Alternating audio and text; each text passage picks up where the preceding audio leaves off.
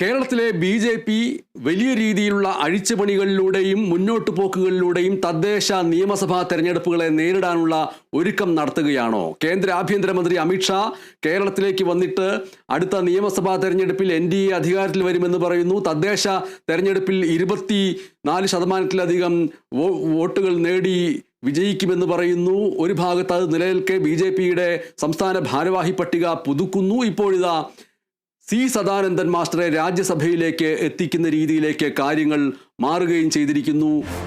National teachers union നേതാവും BJP സംസ്ഥാന vice പ്രസിഡന്റുമായ C. സദാനന്ദൻ എന്ന് പറയുന്നതിനേക്കാൾ പ്രേക്ഷകർക്ക് പെട്ടെന്ന് അത് മനസ്സിലാക്കാൻ കഴിയുക കൂത്തുപറമ്പിൽ നിന്ന് CPIM BJP അക്രമ രാഷ്ട്രീയത്തിൻ്റെ അങ്ങോട്ടും ഇങ്ങോട്ടുമുള്ള കൊടുക്കൽ വാങ്ങൽ പ്രക്രിയയിൽ അക്രമത്തിനിരയായി ഇരുകാലുകളും നഷ്ടപ്പെട്ട വ്യക്തിയാണ് C. സദാനന്ദൻ എന്നുള്ളതാണ്. C. സദാനന്ദൻ രാജ്യസഭയിലേക്ക് എത്തുന്നത് ഏതൊക്കെ രീതിയിൽ BJPയെ കേരളത്തിൽ ശക്തിപ്പെടുത്തും എന്നാണ് നോക്കാനുള്ളത്. D. ബിനോയ് തിരുവനന്തപുരത്ത് നിന്ന് ചേരുന്നു.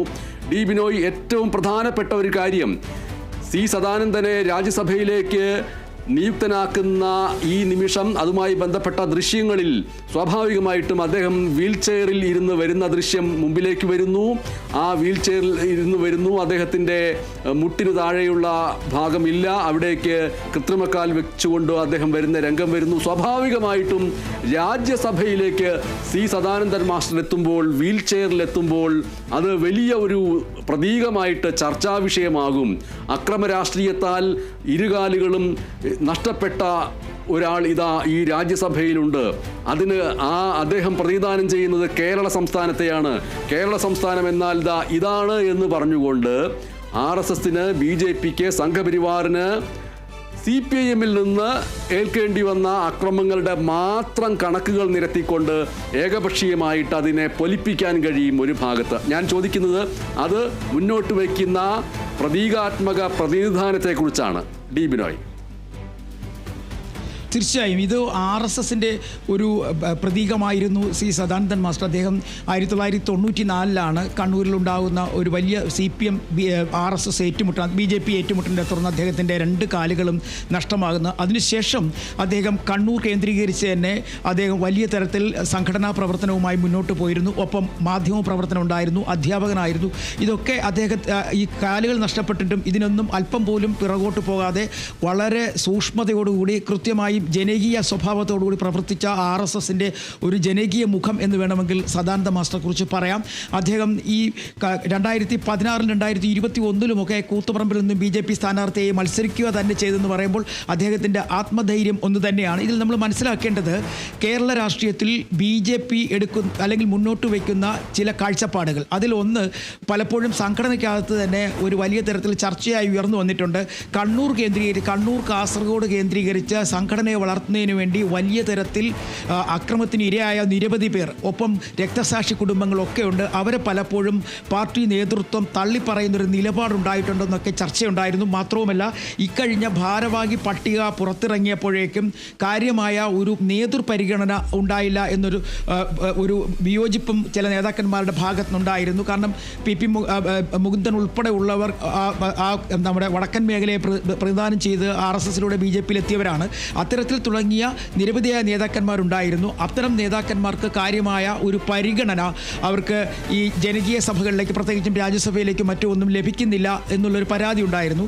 ആ പരാതിക്ക് ഒരു പരിധിവരെ പരിഹാരം കണ്ടെത്തപ്പെട്ടിരിക്കുന്നു എന്ന് തന്നെ നമുക്ക് പറയാൻ കഴിയും. കാരണം ഇതൊരു ശരിക്കും പറഞ്ഞാൽ അവർക്ക് അവരുടെ രാഷ്ട്രീയപരമായി ഈ വളരെയധികം ബുദ്ധിമുട്ടിയിട്ടുള്ള, ഒപ്പം അക്രമങ്ങൾക്ക് ഇരയായിട്ടുള്ള ആളുകളിൽ ഒരാളായ സദാനന്ദൻ മാസ്റ്ററെ കൊണ്ടുവരുമ്പോൾ കണ്ണൂർ കാസർഗോഡ് ജില്ലയിൽ ഇങ്ങനെ പരാധീനതകൾ അനുഭവിച്ചു പോകുന്ന പാർട്ടി പ്രവർത്തകർക്ക് നൽകുന്ന ഊർജ്ജം നമുക്ക് അത്ര പെട്ടെന്നൊന്നും തള്ളിക്കളയാനാകില്ല. പ്രത്യേകിച്ചും കേരള രാഷ്ട്രീയത്തിൽ നേരത്തെ MS സൂചിപ്പിച്ചതുപോലെ തന്നെ തദ്ദേശഭരണ സ്ഥാപനങ്ങളിൽ 24% വോട്ട് നേടിക്കൊണ്ട് തിരുവനന്തപുരവും തൃശ്ശൂരും കോർപ്പറേഷനുകൾ പിടിച്ചെടുക്കുവാൻ അണികൾ എന്ന തരത്തിലുള്ള നിർദ്ദേശങ്ങൾ വരെ ഉയർന്നു പൊങ്ങിയിരിക്കുന്ന സാഹചര്യത്തിൽ ഇത് അണികൾക്ക് നൽകുന്ന ആവേശം മറ്റൊരു തരത്തിലായിരിക്കും. സാധാരണഗതിയിൽ നമ്മൾ കണ്ടതാണ്, സുരേഷ് ഗോപിയെ രാജ്യസഭയിലേക്ക് നോമിനേറ്റ് ചെയ്തിരുന്നു. ഒപ്പം റിച്ചാർഡ് എന്ന് പറയുന്ന ഒരു തലശ്ശേരി ബ്രണ്ണൻ കോളേജിലെ അധ്യാപകനെ നേരത്തെ നാമനിർദ്ദേശം ചെയ്തിട്ടുണ്ട്. വി മുരളീധരൻ പുറത്തു നിന്നാണ്, കേരളത്തിൽ നിന്ന് പുറത്തു നിന്നാണ് രാജ്യസഭയിലേക്ക് പോയത്. ഒ രാജഗോപാൽ അങ്ങനെയായിരുന്നു. അത്തരത്തിലൊക്കെ ഉണ്ടായിരുന്നെങ്കിൽ പോലും ഇവിടെ നമ്മൾ മനസ്സിലാക്കേണ്ടത് സദാനന്ദൻ മാസ്റ്റർ പോലുള്ള അധ്യാപക പ്രസ്ഥാനത്തിൻ്റെ ഏറ്റവും സമുന്നതനായ ഒരു നേതാവായിരുന്നു, RSSൻ്റെയും BJPയുടെ നേതാവായിരുന്നു. അതിനപ്പുറത്തേക്ക് ജനകീയ മുഖം അദ്ദേഹത്തിനുണ്ടായിരുന്നു. കാരണം അവിടുത്തെ എല്ലാ പ്രശ്നങ്ങളിലും എല്ലാ വിഷയങ്ങളിലുമൊക്കെ കൃത്യമായി ഇടപെടുകയും കൃത്യമായി സംസാരിക്കുകയും ചെയ്തിരുന്ന ഒരു വ്യക്തിയായിരുന്നു അദ്ദേഹം. അദ്ദേഹത്തിന് കിട്ടിയിരിക്കുന്ന ഈ ഒരു അവസരം, അദ്ദേഹം നേരത്തെ മാധ്യമങ്ങളോട് സംസാരിച്ചു, അദ്ദേഹത്തിന് കൂടുതൽ ജനങ്ങളുടെ ഇടയിലേക്ക് ഒരു ജനപ്രതിനിധി എന്ന നിലയ്ക്ക് പ്രവർത്തിക്കാൻ ഒരു അവസരം കിട്ടിയിരിക്കുന്നു. ജനങ്ങളുടെ പ്രശ്നം പരിഹരിക്കുന്നതിന് വേണ്ടി അവരോടൊപ്പം നിൽക്കും. ഇതിനു മുമ്പ് അദ്ദേഹം നേരിട്ട് പ്രധാനമന്ത്രിയെ കണ്ടിരുന്നു. കാരണം പ്രധാനമന്ത്രി അദ്ദേഹത്തെ വിളിപ്പിച്ചതായിരുന്നു ഡൽഹിയിലേക്ക്. അവിടെ എത്തി ഇവർ തങ്ങളിൽ ചർച്ച നടത്തിയിരുന്നു. അന്ന് ഒരു പക്ഷേ പ്രധാനമന്ത്രി ഒരു സൂചന നൽകിയിരിക്കും എന്ന് പറയുന്നുണ്ട്, ഇദ്ദേഹവും പറയുന്നുണ്ട്, ഒരു സൂചന നൽകിയിരുന്നു ഏതെങ്കിലും സ്ഥാനങ്ങളിലേക്ക് എത്തിക്കുമെന്ന്. എന്നാൽ നിലവിൽ അദ്ദേഹത്തിന് ഒരു അർഹിക്കപ്പെട്ട സ്ഥാനം, പ്രത്യേകിച്ചും രാജ്യസഭയിലേക്ക് എത്തപ്പെടുക എന്ന് പറയുമ്പോൾ നേരത്തെ MS സൂചിപ്പിച്ചതുപോലെ തന്നെ ഇരു കാലുകളുമില്ലാതെ ഒരു വീൽ ചെയറിലേക്ക് രാജ്യസഭയിലേക്ക് എത്തുമ്പോൾ അവർക്ക് ചൂണ്ടിക്കാട്ടുവാൻ, BJPക്ക് ചൂണ്ടിക്കാട്ടാൻ, അതായത് ജീവിതം പാർട്ടിക്ക് വേണ്ടി ത്യജിക്കുകയും ആ പാർട്ടിക്കൊപ്പം ഇത്രയും കാലം ജീവിക്കുകയും ചെയ്തൊരു മനുഷ്യനെ രാജ്യസഭയിൽ എത്തിക്കാൻ കഴിഞ്ഞു എന്നവർക്ക് വളരെ ആത്മവീര്യത്തോടുകൂടി പറയാൻ കഴിയും. ഒപ്പം BJPക്ക് അല്ലെങ്കിൽ BJP പ്രവർത്തകർക്ക് പിണങ്ങി നിൽക്കുന്ന അല്ലെങ്കിൽ അല്പം മാനസികമായി പിറന്നോട്ട് മാറി നിൽക്കുന്ന വടക്കൻ മേഖലയിലെ പ്രവർത്തകർക്ക് ഇതൊരു പുത്തൻ ആവേശം തന്നെയായിരിക്കും. MS എന്ന് മാത്രമല്ല, രാജ്യസഭയിലെ ആ കാലാവധി തീരുന്ന അത്രയും നാളുകൾ രാജ്യസഭയിൽ കേരളത്തിൻ്റെ മുഖമായിട്ട് മാറിക്കഴിഞ്ഞാൽ സദാനന്ദൻ മാസ്റ്റർ എന്ന് പറയുന്നത് കൂത്തുപറമ്പ് കണ്ണൂർ മേഖലയിൽ നിന്നുള്ള ഒരു നേതാവ് എന്നുള്ള പ്രതിച്ഛായയിൽ നിന്ന് വ്യത്യസ്തമായി സംസ്ഥാന തലത്തിലെ പ്രധാനപ്പെട്ട ഒരു നേതാവ് എന്നുള്ള പ്രതിച്ഛായയിലേക്ക് മാറാൻ കഴിയും. സുരേഷ് ഗോപിയെ സംബന്ധിച്ചിട്ടും രാജ്യസഭാംഗത്വം ആ രീതിയിൽ അദ്ദേഹത്തിന് ഗുണം ചെയ്തിരുന്നു. അപ്പോൾ അതിനുശേഷം രാജ്യസഭാ കാലാവധി പൂർത്തിയാക്കി കഴിഞ്ഞാൽ, അല്ലെങ്കിൽ അതിനിടയ്ക്ക് പോലും കേരളത്തിലേക്ക് നിയമസഭാ തെരഞ്ഞെടുപ്പോ മറ്റോ ഉള്ള വലിയ തെരഞ്ഞെടുപ്പുകളിൽ മുന്നോട്ട് വയ്ക്കാവുന്ന സംസ്ഥാന വ്യാപകമായിട്ടുള്ള പ്രതിച്ഛായിട്ടുള്ള ഒരു നേതാവ് എന്നുള്ള നിലയിലേക്ക് വളർത്തിക്കൊണ്ടുവരാനും രാജ്യസഭാ പ്രവേശനം സാധ്യമാക്കില്ലേ? തീർച്ചയായും അതാണ് ഈ നമ്മൾ മനസ്സിലാക്കേണ്ടത്. കാരണം ഇതെല്ലാം പറയുമ്പോഴും കണ്ണൂരും കാസർഗോഡും ഒക്കെയാണ് പണ്ട് കാലങ്ങളിൽ പാർട്ടിക്കൊരു മുഖമുണ്ടായിരുന്നത്, കൂടുതൽ വോട്ട് പിടിക്കാൻ കഴിഞ്ഞിരിക്കുന്നതെന്നൊക്കെ പറഞ്ഞു വരുമായിരുന്നു. പക്ഷേ ഇന്ന് ആ സ്ഥിതി മാറിയിട്ട് കേരളത്തിലെ ഉടനീളം കഴിഞ്ഞ തെരഞ്ഞെടുപ്പുകളിലേക്ക് ഒരു വോട്ടിംഗ് പാറ്റേൺ നോക്കുകയാണെങ്കിൽ ഏകദേശം 16 മുതൽ 18% വരെയൊക്കെ ഒട്ടുമിക്ക നിയമസഭാ മണ്ഡലങ്ങളിലും വോട്ട് പിടിക്കാൻ കഴിഞ്ഞു. അത്തരത്തിലുള്ള വോട്ടിൻ്റെ ശതമാനം വർദ്ധിപ്പിക്കാൻ ഇത്തരം ജനകീയ മുഖങ്ങളെ, കാരണം ഇദ്ദേഹത്തെ കുറിച്ച് എല്ലാവർക്കും അറിയാവുന്ന ഒരാളാണ്. കാരണം അദ്ദേഹം അത്യാവശ്യം വാഗ്മിയാണ്.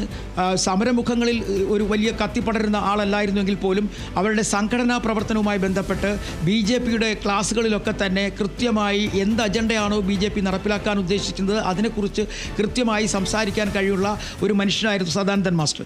അതിനപ്പുറത്തേക്ക് അദ്ദേഹം രാജ്യസഭയിലേക്ക് എത്തുമ്പോൾ ഇങ്ങനെയുള്ള അല്ലെങ്കിൽ ബുദ്ധിമുട്ടുകൾ അനുഭവിക്കുന്ന അല്ലെങ്കിൽ പാർട്ടിക്ക് വേണ്ടി ഇത്രയധികം കഷ്ടപ്പെട്ടിട്ടുള്ള ആളുകളെ പാർട്ടി വലിയ തരത്തിൽ പ്രൊമോട്ട് ചെയ്യുന്നു, അവരെ കൃത്യമായും രാജ്യസഭയിൽ എത്തിക്കാൻ കഴിഞ്ഞിരിക്കുന്നു എന്നൊക്കെ പറഞ്ഞ് BJPക്ക് അഭിമാനത്തോടു കൂടി തന്നെ വോട്ട് പിടിക്കാൻ കഴിയും.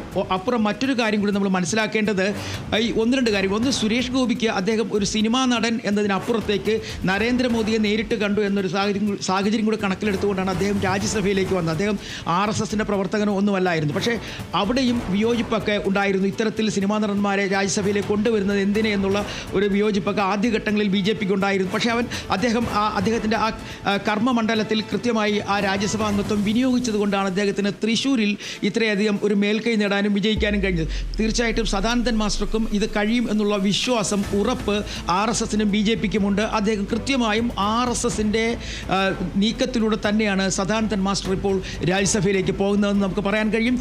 തദ്ദേശഭരണ തിരഞ്ഞെടുപ്പും നിയമസഭാ തിരഞ്ഞെടുപ്പും ഒക്കെ വരുമ്പോഴേക്കും കേരളത്തിൻ്റെ ഒരു മുഖമായി, കേരളത്തിൻ്റെ ഒരു പ്രചരണ രംഗത്തെ ഒരു ബിംബമായി ഒക്കെ തന്നെ അദ്ദേഹം മാറപ്പെടും. അതിനപ്പുറത്തേക്ക് അദ്ദേഹത്തിന് വലിയ BJPക്ക് കൂടുതൽ മേഖലകളിലേക്ക് കടന്നു ചെല്ലാനും കഴിയും. MS ശ്രീ സദാനന്ദൻ രാജ്യസഭയിലേക്ക് BJPയിലൂടെ എത്തുന്ന ഈ നിമിഷം അത് BJPയെ സംബന്ധിച്ചിട്ട് ഏതൊക്കെ രീതിയിലുള്ള ശക്തിപ്പെടുത്തലുകൾക്ക് കാരണമാകുമെന്ന് സൂചിപ്പിക്കുകയായിരുന്നു D. ബിനോയ് തിരുവനന്തപുരത്ത് നിന്ന്. നമ്മൾക്ക് ഈ നിമിഷങ്ങളിലെ ടോപ്പ് ഹെഡ്ലൈൻസ് നോക്കാം. ഇപ്പോൾ സമയം 10:30 കഴിഞ്ഞിരിക്കുന്നു.